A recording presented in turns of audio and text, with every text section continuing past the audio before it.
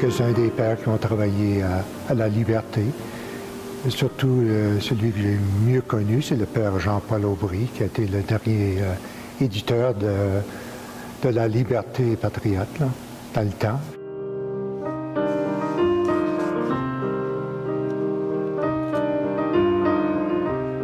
J'ai découvert la Liberté quand je suis arrivée ici à la fin des années 60.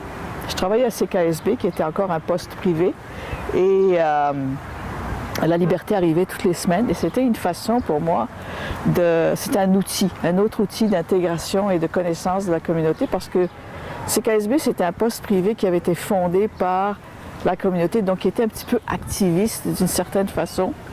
Et la Liberté ne faisait aucune politique. On parlait des sujets qui intéressaient la communauté seulement une fois par semaine. J'avais trouvé ça fascinant. Alors donc, la Liberté, mon premier souvenir de la Liberté, c'est ça, des grandes pages noires qui, petit à petit, une fois que le père Aubry est arrivé à la rédaction, le père Jean-Paul Aubry, un homme brillant. Là, d'un seul coup, on a eu l'impression que les portes et les fenêtres de la Liberté s'ouvraient. Il y avait des photos, des grandes photos, et il y avait des colonnes plus petites, il y avait plus d'espace blanc dans le journal. Alors d'un seul coup, on se retrouvait avec une Liberté plus jeune. Et moi, je pense à ce journal qui, semaine après semaine, a documenté les petits et grands événements des francophones au Manitoba. En soi, c'est d'une richesse extraordinaire et je ne sais pas ce qu'on pourrait faire sans la Liberté, tout simplement parce que c'est là qu'on trouve tant de détails, village par village, semaine par semaine, des détails qui marquent la communauté, qui ont marqué les points forts et les points plus faibles. Alors, grosso modo, je trouve que la Liberté, maintenant, quand on regarde dans une collection de 100 ans de volumes et 100 ans d'écriture, c'est un document sans pareil qui ne se remplace par aucune autre source que je connaisse.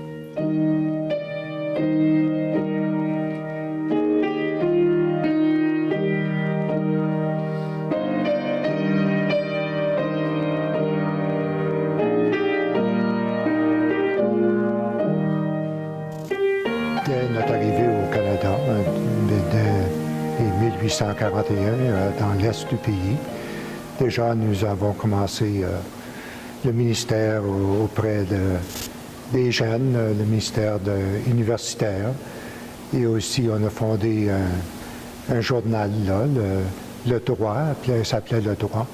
Alors je crois qu'ici au Manitoba, je suis heureux de voir que les Oblats ont continué dans la même ligne. Ils ont vu, ils ont constaté qu'il y avait un besoin de communication parmi la francophonie ici au Manitoba, qui était répandue surtout dans le rural et dans les paroisses rurales. Et on sait que la Liberté, dans les débuts, avait des commentaires qui venaient des différentes paroisses, qu'est-ce qui se passait, quelle était la vie qui se passait dans les différentes paroisses. C'était écrit dans la Liberté. Alors ça nous mettait en contact avec le monde francophone à travers du Manitoba. Je pense qu'il était important, et on comprend pourquoi les Oblats l'ont fait, il était important d'avoir un journal de communication, un moyen de communication, et en 1913, les moyens n'étaient pas très nombreux. De fait, c'était encore la presse écrite qui était privilégiée. Et moi, si j'ai une remarque à faire sur les Oblats comme tels, c'est leur contribution énorme à la communauté. Premièrement, en montant un journal, et deuxièmement, en donnant à ce journal-là beaucoup de temps et d'années de travail, bénévolement quasi, c'était quasi bénévolement, qu'ils ont donné à la communauté par le biais du journal. Alors, les Oblats, moi j'ai beaucoup de respect pour cette communauté-là. Elle a donné quelque chose d'unique à la communauté et quelque chose qui demeure encore aujourd'hui et pour très longtemps encore. Alors, je pense que c'est le grand cadeau de la communauté des Oblats de Marie-Immaculée à toute la communauté. Oui, on le doit aux Oblats qui ont eu une vision de communication. Et ça, à cette époque-là, 1913, on ne parlait pas de communication comme on en parle de nos jours. Et ensuite, on le doit aux successeurs des Oblats. Puis oui, il y a eu... comme je disais, des crises à un moment donné, ou des rédacteurs en chef qui comprenaient moins. Il y a eu des pages blanches à un moment donné dans le journal. Mais quelle est l'institution qui ne traverse pas une crise? Moi, de mon temps, je me souviens surtout des grandes bagarres qu'il y avait au sujet de la gestion du journal et de la régie du journal. Elle a eu des hauts et des bas. Elle a manqué des coups complètement. Il y a des choses dont elle n'a jamais parlé, par exemple, ou alors de façon indirecte. Par exemple, la grève de 1919 qui a fait encore une histoire dans l'histoire du Canada, une grève sans pareil et sans précédent.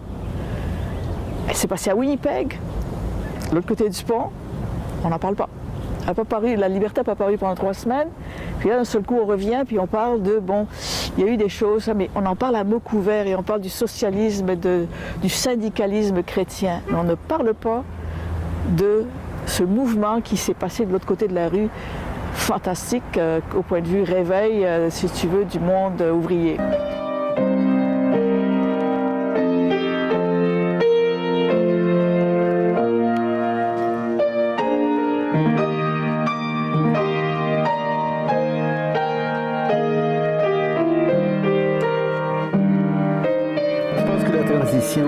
A été difficile pour bien du monde et en regardant en arrière 40 ans, on peut comprendre pourquoi.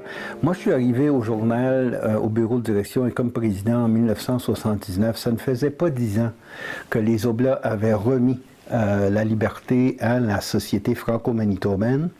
C'est à ce moment-là que la Société franco-manitobaine a commencé à nommer les membres du conseil d'administration de Presse Ouest Limitée, qui est la société éditrice de la liberté. C'est là que ça s'est formé, cette structure-là. Il y a peut-être 2 choses que je retiens en regardant en arrière, et je veux le dire avec sympathie quand même. Je pense que les structures étaient plutôt improvisées. Et je me souviens très bien que la société franco-manitobaine, du moins à l'époque, avait tendance à ne pas avoir de plan de succession en place. Alors, si le président partait, si un membre du conseil partait, on arrivait à trouver quelqu'un.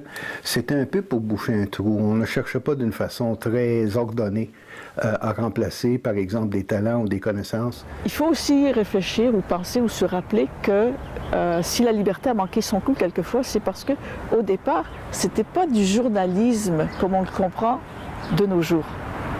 Le journalisme, il est venu plus tard, il est là maintenant, le journalisme.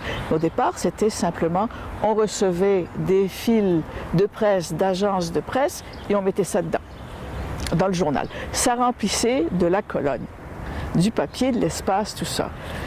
Et dans ce sens-là, la liberté a reflété aussi la communauté, repliée sur elle-même, s'occupant de ses écoles, de l'association d'éducation et tout ça. Quand les portes se sont ouvertes avec le père Aubry, à ce moment-là, on a commencé à regarder ailleurs, puis on a fait d'autres choses. Alors, la liberté a suivi la communauté dans ce sens-là. Il y avait aussi, je pense, une habitude qui demeurait dans une partie du lectorat qui s'attendait toujours à avoir un journal catholique. On n'avait pas apprécié à ce moment-là, là, je parle des lecteurs, on n'avait pas à peine commencé à apprécier l'importance de la diversité des points de vue.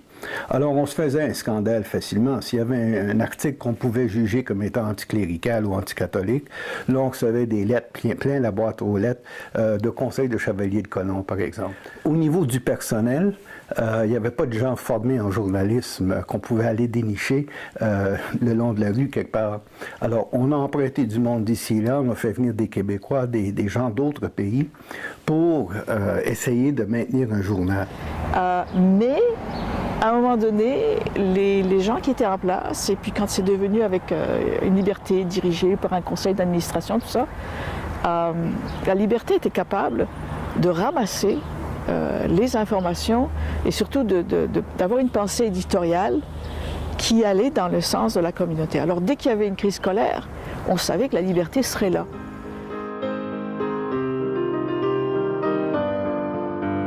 Mais moi, je pense en termes généraux que l'avenir du journal est bon.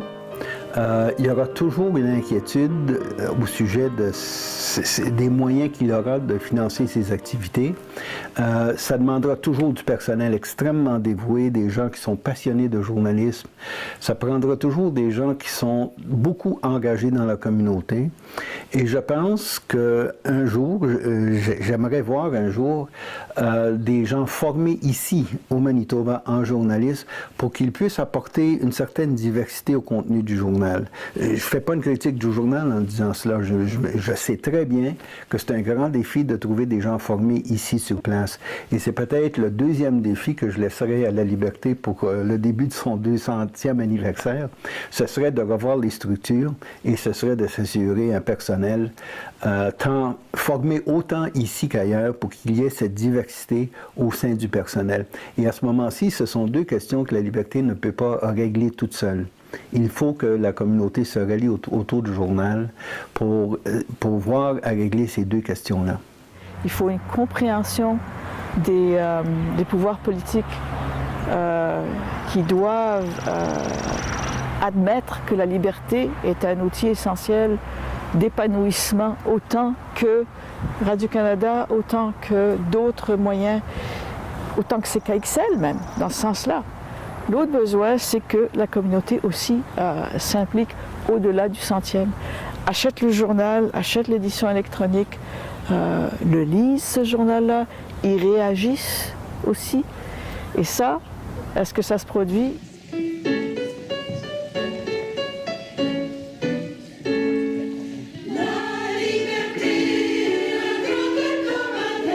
Je souhaite un bon 100e anniversaire à La Liberté. Bon, moi, je souhaite certainement avec grand plaisir longue vie à La Liberté. Alors, je souhaite à La Liberté, et je lève un verre symbolique aux 100 ans de La Liberté et de la plus ancienne dame de communication de la communauté francophone du Manitoba. Je lui souhaite un bon 100e et beaucoup, beaucoup d'autres années à venir.